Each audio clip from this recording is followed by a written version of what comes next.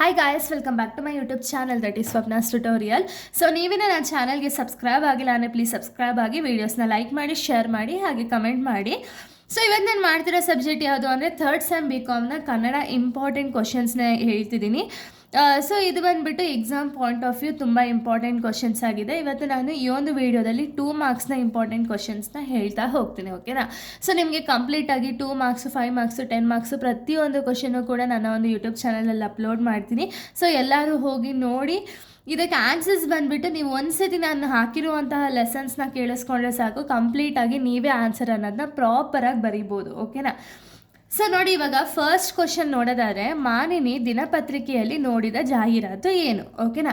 ಅಂದರೆ ಈ ಲೆಸನ್ನು ಕೂಡ ನಾನು ಆಲ್ರೆಡಿ ಅಪ್ಲೋಡ್ ಮಾಡಿದ್ದೀನಿ. ಸೊ ನೀವು ಎಷ್ಟು ಆನ್ಸರ್ ಬರಿಬೇಕು ಅಂತ ನಿಮ್ಗೇನಾದ್ರು ಡೌಟ್ ಇತ್ತು ಅಂದರೆ ನೀವು ಎಷ್ಟು ಲೈನ್ಸ್ ಬರಿಬೇಕು ಅಥವಾ ಎಷ್ಟು ಆನ್ಸರ್ ಬರೆದ್ರೆ ನಮಗೆ ಪ್ರಾಪರಾಗಿ ಮಾರ್ಕ್ಸ್ ಸಿಗುತ್ತೆ 2 ಮಾರ್ಕ್ಸ್ಗೆ ಅಂದರೆ, ಸೊ ಅಟ್ಲೀಸ್ಟ್ ನೀವು ಒಂದು 5 to 6 ಲೈನ್ಸ್ವರೆಗೂ ಕವರಪ್ ಮಾಡೋಕ್ಕೆ ಟ್ರೈ ಮಾಡಿ, ಓಕೆನಾ. ಸೊ ಬರೆದುಬಿಟ್ಟು ಲಾಸ್ಟಲ್ಲಿ ಅಂಡರ್ಲೈನ್ ಅನ್ನೋದನ್ನ ಮಾಡಿ, ಯಾವ್ದು ನಿಮ್ಗೆ ಇಂಪಾರ್ಟೆಂಟ್ ಅನಿಸುತ್ತೋ ಅದನ್ನೆಲ್ಲ ಅಂಡರ್ಲೈನ್ ಮಾಡ್ತಾ ಹೋಗಿ. ಪ್ರೆಸೆಂಟೇಷನ್ ಪ್ರಾಪರಾಗಿರಲಿ, ಹಾಗೆ ಆನ್ಸರಲ್ಲಿ ಪ್ರಾಪರಾಗಿ ಆನ್ಸರ್ ಅನ್ನೋದನ್ನ ಬರಿತಾ ಹೋಗಿ, ಓಕೆನಾ. ಇದೆಲ್ಲ ನಿಮಗೆ ಇಷ್ಟು ಕ್ವಶನ್ಸ್ಗೂ ಕೂಡ ನಿಮಗೆ ನನ್ನ ಒಂದು ಯೂಟ್ಯೂಬ್ ಚಾನಲಲ್ಲಿ ಆಲ್ರೆಡಿ ಅಪ್ಲೋಡ್ ಮಾಡಿರುವಂತಹ ಲೆಸನ್ಸ್ಗಳನ್ನ ನೋಡಿ. ಸೊ ಅದರಲ್ಲೇ ನಿಮಗೆ ಕಂಪ್ಲೀಟಾಗಿ ಡೀಟೇಲ್ಸ್ ಅನ್ನೋದು ಸಿಗುತ್ತೆ, ಓಕೆನಾ. ಸೊ ನೋಡಿ, ನೆಕ್ಸ್ಟ್ ಕ್ವಶನ್ ನಾವು ನೋಡೋದಾದರೆ, ಬಾಣಹಟ್ಟಿಯಿಂದ ಎಷ್ಟು ದೂರದಲ್ಲಿ ಮತ್ತು ಯಾವ ಹಳ್ಳಿಯಲ್ಲಿ ಕೃಷ್ಣಾ ನದಿ ಹರಿಯುತ್ತಿತ್ತು ಅಂತ ಹೇಳಿ ಕೇಳಿದ್ದಾರೆ. ಸೊ ಇದು ಕೃಷ್ಣಾ ನದಿ ಯಾವ ಊರಲ್ಲಿದೆ ಆ್ಯಂಡ್ ಬಾಣಹಟ್ಟಿಯಿಂದ ಕೃಷ್ಣಾ ನದಿಗೆ ಎಷ್ಟು ದೂರ ಆಗುತ್ತೆ ಅದನ್ನೆಲ್ಲ ಇಲ್ಲಿ ಕಂಪ್ಲೀಟಾಗಿ ನೀವು ಬರಿಬೇಕಾಗುತ್ತೆ, ಓಕೆನಾ. ನೆಕ್ಸ್ಟು, ಸೌಭಾಗ್ಯ ಅವರು ತರಕಾರಿಗಳನ್ನು ಎಲ್ಲೆಲ್ಲಿ ಮಾರಾಟ ಮಾಡುತ್ತಿದ್ದರು, ಓಕೆನಾ. ಮಾಡುತ್ತಾರೆ ಅಥವಾ ಮಾಡುತ್ತಿದ್ದಾರೆ ಏನಾದರೂ ಕೇಳ್ಬೋದು, ಓಕೆನಾ. ಸೊ ಅದಕ್ಕೆ ನೀವೇನು ಅಂದರೆ ಕಂಪ್ಲೀಟಾಗಿ ಒಂದ್ಸತಿ ವೀಡಿಯೋಸ್ನ ನೋಡಿದಾಗ ನಿಮಗೆ ಪ್ರಾಪರಾಗಿ ಅರ್ಥ ಆಗುತ್ತೆ ಎಷ್ಟು ಬರೀಬೇಕು ಆನ್ಸರು ಏನು ಎತ್ತ ಅಂತ ಹೇಳಿ. ನೆಕ್ಸ್ಟ್ ನೋಡಿ, ಸೌಭಾಗ್ಯ ಅವರಿಗೆ ದೊರೆತ ಪ್ರಶಸ್ತಿಗಳು ಯಾವುವು ಅಂತ ಹೇಳಿ ಕೇಳಿದರೆ ಎಷ್ಟು ಪ್ರಶಸ್ತಿಗಳು ಅವ್ರಿಗೆ ದೊರಕಿದೆ, ಹಾಗೆ ಅದನ್ನು ವಿವರವಾಗಿ ನೀವು ಹೇಳಬೇಕಾಗುತ್ತೆ, ಓಕೆನಾ. ನೆಕ್ಸ್ಟು, ಗಿರಿಜ ಗಂಡನನ್ನು ಎಲ್ಲಿಗೆ ಕರೆದುಕೊಂಡು ಹೋಗಲು ಕೇಳುತ್ತಿದ್ದಳು. ಅಂದರೆ ಇಲ್ಲಿ ಹೇಳಿರೋದೇನು ಅಂದರೆ, ಗಿರಿಜಾ ತನ್ನ ಗಂಡನನ್ನು ಸಿನಿಮಾ ಕರ್ಕೋಗಿ ಅಂತ ಹೇಳಿ ಕೇಳ್ತಿದ್ಲಲ್ಲ, ಅದನ್ನು ನೀವು ಬರೀರಿ. ಇಲ್ಲಿ ಏನು ನಿಮ್ಗೆ ಅನಿಸುತ್ತೆ, ಇಲ್ಲ ಅದು ಸಿನಿಮಾ ಅಂತ ಹೇಳಿ ಒಂದೇ ಲೈನ್ ಆನ್ಸರ್ ಇದೆ ಅಂದರೆ ಒಂದೇ ಲೈನ್ ಆನ್ಸರ್ ಬರೆಯೋಕ್ಕೆ ಹೋಗಬೇಡಿ, ಬಟ್ ಏನು ಅಂದರೆ ಒಂದು ಸ್ವಲ್ಪ ಎಕ್ಸ್ಪ್ಯಾಂಡ್ ಮಾಡಿ ಬರೀರಿ, ಓಕೆನಾ. ನೆಕ್ಸ್ಟು, ಮನುಷ್ಯನ ದೇಹ ಏನನ್ನು ಒಳಗೊಂಡಿದೆ ಎಂದು ಕಡಲಕೋಳ ಮಡಿವಾಳಪ್ಪನವರು ಹೇಳಿದ್ದಾರೆ ಅಂತ ಇಲ್ಲಿ ಕೇಳಿದ್ದಾರೆ. ಅಂದರೆ ಮನುಷ್ಯನ ದೇಹದಲ್ಲಿ ಏನನ್ನು ಒಳಗೊಂಡಿದೆ ಅಂತ ಇಲ್ಲಿ ಹೇಳಿದಾರಲ್ಲ, ಸೊ ಆ ರಿಲೇಟೆಡ್ ನೀವು ಇಲ್ಲಿ ಆನ್ಸರ್ ಬರಿಬೇಕಾಗುತ್ತೆ. ನೆಕ್ಸ್ಟು, ಯಾವ ಕಲೆಗಳ ಸಂಯೋಗದಿಂದ ಸಿನಿಮಾ ಕೊಳ್ಳುತ್ತದೆ ಅಂತ ಇಲ್ಲಿ ಕೇಳಿದ್ದಾರೆ, ಆ ರಿಲೇಟೆಡ್ ಕೂಡ ನೀವು ಆನ್ಸರ್ ಬರಿಬೇಕು.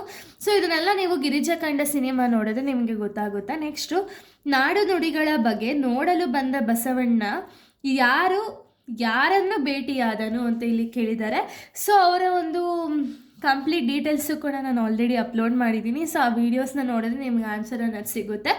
ನೆಕ್ಸ್ಟು, ಬಡವರು ಎಂದರೆ ಯಾರು ಅಂತ ಇಲ್ಲಿ ಕೇಳಿದ್ದಾರೆ. ಸೊ ಇಲ್ಲಿ ನೀವು ಓನಾಗಿ ಕೂಡ ಆನ್ಸರ್ ಬರಿಬೋದು, ಇಲ್ಲ ಅಂದರೆ ಲೆಸನ್ ರಿಲೇಟೆಡ್ ಕೂಡ ಆನ್ಸರ್ ಅನ್ನೋದನ್ನ ಬರಿಬೋದು. ನೆಕ್ಸ್ಟ್, ಲೇಖಕಿಯು ಮಾಧ್ಯಮಗಳಲ್ಲಿ ಗುರುತಿಸಿಕೊಳ್ಳಿರುವ 2 ಪ್ರಭೇದಗಳು ಯಾವುವು ಅಂತ ಇಲ್ಲಿ ಕೇಳಿದ್ದಾರೆ, ಅದನ್ನು ಕೂಡ ನೀವು ಬರಿಬೇಕಾಗುತ್ತೆ. ಇದೆಲ್ಲ ಇಂಪಾರ್ಟೆಂಟ್, ಅಂದರೆ ಎಕ್ಸಾಮ್ ಪಾಯಿಂಟ್ ಆಫ್ ವ್ಯೂ ತುಂಬ ಇಂಪಾರ್ಟೆಂಟ್ ಕ್ವಶನ್ಸ್, ಓಕೆನಾ. ಇನ್ನು ನೆಕ್ಸ್ಟ್ ನಾವು ನೋಡೋದಾದರೆ, ಸೊ ನೋಡಿ ನೆಕ್ಸ್ಟ್ ಕ್ವಶನು, ಸಾವಯವ ಕೃಷಿ ಎಂದರೆ ಏನು ಅಂತ ಇಲ್ಲಿ ಕೇಳಿದ್ದಾರೆ. ಸೊ ಅದರ ರಿಲೇಟೆಡ್ ಆನ್ಸರ್ ಅನ್ನೋದನ್ನ ಬರೀತೀರಾ. ನೆಕ್ಸ್ಟ್, ಬಿದಿರ ಮಳೆಯ ಬಗ್ಗೆ ಲೇಖಕಿ ಹೇಳಿರುವ ಮಾತುಗಳೇನು ಅಂತ ಇಲ್ಲಿ ಕೇಳಿದ್ದಾರೆ. ಸೊ ಅದರ ರಿಲೇಟೆಡ್ ಲೇಖಕಿ ಏನೇನೆಲ್ಲ ಮಾತುಗಳು ಹೇಳಿದಾರಲ್ಲ ಅದನ್ನು ನೀವು ಬರೀತಾ ಹೋಗ್ತೀರಾ. ನೆಕ್ಸ್ಟ್, ಮುಡುಚಿಟ್ಟು ಎಂದರೆ ಏನು ಅಂತ ಇಲ್ಲಿ ಕೇಳಿದ್ದಾರೆ. ಸೊ ಇದನ್ನು ಕೂಡ ನೀವು ಆನ್ಸರ್ನ ಓನಾಗಿ ಬರಿಬೋದು, ಇಲ್ಲ ಒಂದ್ಸತಿ ಪದಗಳ ಅರ್ಥ ನೋಡ್ಕೊಂಡು ಬಂದರೆ ನೀವು ಬರಿಬೇಕಾಗುತ್ತೆ. ನೆಕ್ಸ್ಟು, ಕವಿ ಬಸವಣ್ಣ ಬಂದ ಬಗೆಯನ್ನು ಹೇಗೆ ವರ್ಣಿಸಿದ್ದಾರೆ ಅಂತ ಇಲ್ಲಿ ಕೇಳಿದ್ದಾರೆ. ಸೊ ಅವರು ಬಸವಣ್ಣ ಬಂದದ್ದು ಯಾವ ರೀತಿ ಇದೆ ಅಂತ ಇಲ್ಲಿ ವರ್ಣನೆ ಮಾಡಿದಾರಲ್ಲ ಅದನ್ನು ರಿಲೇಟೆಡ್ ಬರೀತೀರ. ಎಲ್ಲನೂ ಕೂಡ ನಾನು ಆಲ್ರೆಡಿ ಯೂಟ್ಯೂಬ್ ಚಾನಲಲ್ಲಿ ಅಪ್ಲೋಡ್ ಮಾಡಿದ್ದೀನಿ. ನೆಕ್ಸ್ಟ್, ಸಂತೆಯ ವಿಧಗಳನ್ನು ಲೇಖಕರು ಹೇಗೆ ಅರ್ಥೈಸಿದ್ದಾರೆ ಅಂತ ಇಲ್ಲಿ ಕೇಳಿದ್ದಾರೆ. ಅಂದರೆ ಸಂತೆಗಳ ರಿಲೇಟೆಡು ಕಂಪ್ಲೀಟ್ ಡೀಟೇಲ್ಸ್ ನೀವು ಇಲ್ಲಿ ಬರಿಬೇಕಾಗುತ್ತೆ. ಸೊ ಯಾವುದಾದೆಲ್ಲ ವಿಧಗಳಿದೆ ಅಂತ ಇಲ್ಲಿ ಹೇಳಿದಾರಲ್ಲ ಅಲ್ಲಿ ಒಂದು ಲೆಸನಲ್ಲಿ, ಅದನ್ನು ನೀವು ಬರಿತೀರ. ನೆಕ್ಸ್ಟು, ಕಾಣಿಯ ಹೋರಾಟದ ಸಂದೇಶವೇನು ಅಂತ ಇಲ್ಲಿ ಕೇಳಿದರೆ, ಸೊ ಅದ್ರ ರಿಲೇಟೆಡ್ ನೀವು ಬರೀತೀರ. ಓಕೆನಾ?